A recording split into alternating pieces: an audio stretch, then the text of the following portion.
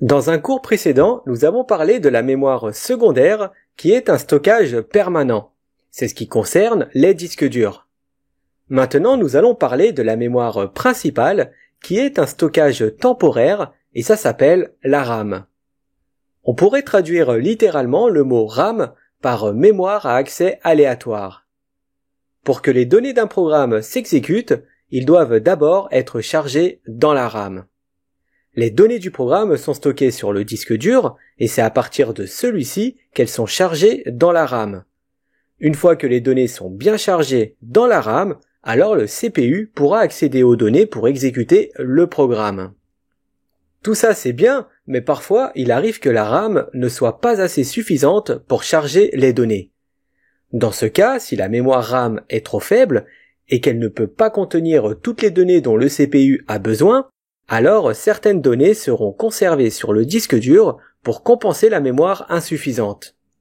Ce qui peut provoquer certaines lenteurs d'exécution sur le programme. Parce qu'au lieu que les données passent de la RAM au processeur, ils doivent fournir un travail supplémentaire en retournant sur le disque dur. Ce qui a pour effet aussi de ralentir l'ordinateur. Donc la seule solution pour résoudre ce problème serait d'augmenter la quantité de RAM de l'ordinateur pour que toutes les données soient chargées dans la RAM, sans avoir besoin d'accéder constamment au disque dur. C'est pourquoi quand on augmente la RAM d'un PC, on ressent qu'il va plus vite. La RAM a besoin d'une alimentation constante pour stocker les données, c'est-à-dire que si elle n'est plus alimentée, eh bien l'ensemble des données qui y sont stockées sont effacées. Comme on a pu le voir, la RAM est stockée sur la carte mère dans des modules appelés DIMM, qui sont disponibles en différentes tailles de mémoire. On peut en trouver de 128 mégaoctets à plus de 64 gigaoctets de mémoire par module DIMM. La RAM existe également en différents types comme la DRAM, qui est une RAM dynamique. La DRAM est une mémoire qui contient des condensateurs. On peut voir le condensateur comme un petit seau qui stocke l'électricité. Les condensateurs contiennent des informations binaires comme des 1 et des 0. Rappelez-vous, c'est grâce aux binaires que les ordinateurs peuvent lire les données. Comme la DRAM fonctionne avec des condensateurs, cela signifie qu'elles doivent être constamment renouvelées avec de l'électricité, car les condensateurs ont tendance à avoir quelques fuites s'ils ne reçoivent pas d'électricité pendant une longue période. Et c'est à cause de ce rafraîchissement de l'électricité dont elle a besoin qu'on la surnomme la RAM dynamique. Les condensateurs doivent être rafraîchis dynamiquement et régulièrement, sinon ils oublieront les informations qu'ils détiennent. On va maintenant passer à la SRAM, qui est une RAM statique. Cette mémoire utilise des transistors au lieu de condensateurs. Elle n'a donc pas besoin d'être rafraîchie contrairement à la DRAM. Ce qui veut dire qu'elle est beaucoup plus rapide que la DRAM, mais elle est aussi très chère. Un exemple où l'on pourrait trouver de la SRAM est dans le cache mémoire d'un processeur. Passons maintenant à la SDRAM, qui est un autre type de mémoire signifiant synchrone DRAM. Ce type de mémoire est ce qui est utilisé aujourd'hui dans les barrettes de mémoire DIMM. La différence entre SDRAM et DRAM est principalement la vitesse. L'ancienne technologie DRAM fonctionne de manière asynchrone avec l'horloge système, ce qui veut dire qu'elle s'exécute plus lentement que l'horloge système, car ces signaux ne sont pas coordonnés avec elle. Cependant, la SDRAM fonctionne en totale synchronisation avec l'horloge système, c'est pourquoi elle est plus rapide que la DRAM.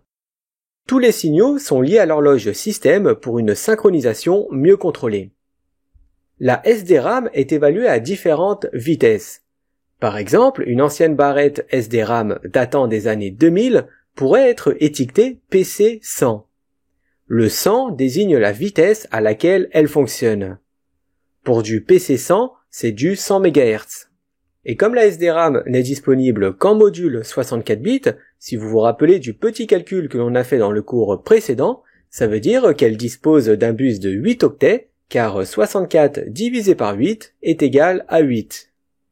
Donc, pour déterminer la bande passante totale, c'est-à-dire la vitesse du PC100, eh bien il faut multiplier 100 MHz par 8 octets, ce qui donne 800. La bande passante totale pour du PC100 est de 800 mégaoctets par seconde. Prenons un autre exemple avec une barrette SDRAM en PC133.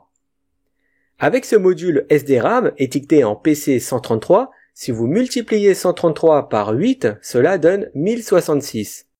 Donc la bande passante totale pour du PC133 est de 1066 mégaoctets par seconde. À mesure que la technologie avance et que les vitesses de processeurs augmentent, une nouvelle technologie de RAM a dû être développée pour suivre l'évolution rapide des ordinateurs. Cette nouvelle technologie est appelée DDR, qui se traduit littéralement par double débit de données.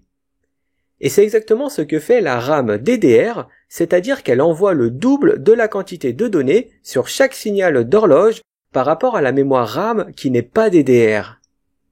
Ce qui rend la RAM DDR 2 fois plus rapide que la RAM basique. Tandis que la RAM sans DDR utilise qu'un seul côté du signal d'horloge, eh bien la RAM DDR utilise les côtés montants et descendants du signal d'horloge pour envoyer des données. La DDR est également étiquetée différemment que la RAM non DDR. C'est-à-dire qu'au lieu d'inclure la vitesse d'horloge dans son nom, comme PC133, où le chiffre 133 est égal à la vitesse d'horloge, eh bien la DDR utilise à la place la bande passante totale. Par exemple, sur une mémoire DIMM DDR étiquetée PC 2700, eh bien le chiffre 2700 n'est pas la vitesse d'horloge, mais plutôt la bande passante. La vitesse d'horloge du PC 2700 est de 333 MHz, parce que si on multiplie 333 par 8 octets, cela nous donne comme chiffre arrondi 2700 mégaoctets par seconde, d'où le nom PC-2700. La DDR utilise la bande passante totale dans son nom. Un autre exemple est le PC 3200, qui a une vitesse d'horloge de 400 MHz, car 400 MHz multiplié par 8 octets est égal à 3200 mégaoctets par seconde, d'où le nom de PC 3200. La nouvelle technologie qui a succédé au DDR est le DDR2, qui est bien sûr plus rapide que le DDR, car il permet des vitesses de bus plus élevées et utilise également moins d'énergie que le DDR. Une barrette DIMM DDR2 possède 240 broches contre 184 broches pour du DDR. En DDR2, on peut par exemple trouver du PC2 3200 et du PC2 4200. Une technologie encore plus récente est appelée DDR3. La DDR3 est 2 fois plus rapide que la DDR2 avec une bande passante de plus de 12 800 mégaoctets par seconde. Comme pour le DDR2, une barrette DIMM DDR3 possède 240 broches, mais les encoches de ce type de module sont différentes d'une DDR2.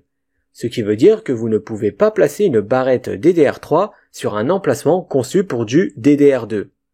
De plus, les cartes mères sont conçues pour prendre en charge un certain type de mémoire, ce qui signifie que vous ne pouvez donc pas mélanger du DDR, DDR2 ou du DDR3 sur la même carte mère.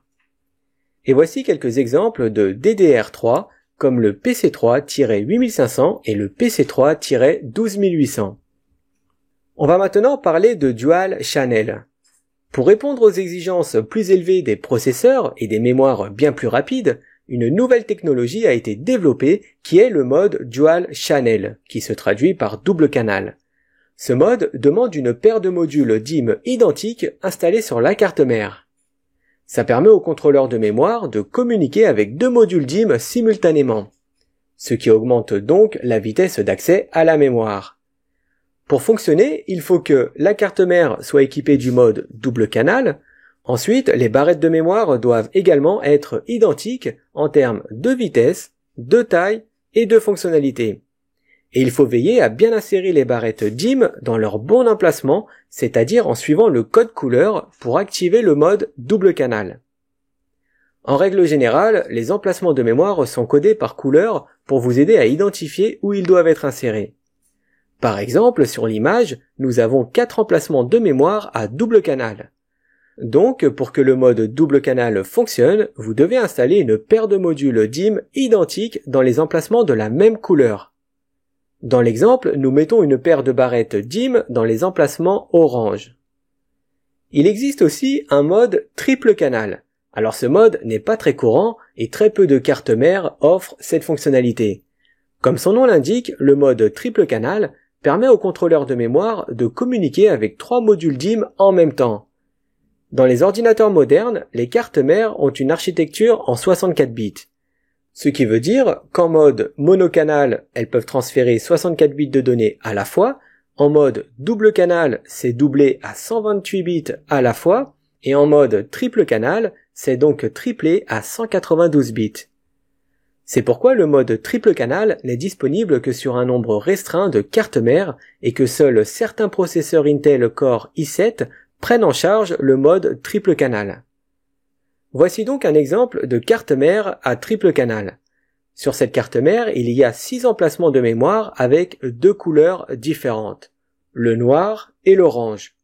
Donc si vous allez installer 3 modules DIMM sur cette carte mère, vous devez placer les modules DIMM dans les mêmes emplacements codés par le même code couleur pour activer le mode triple canal.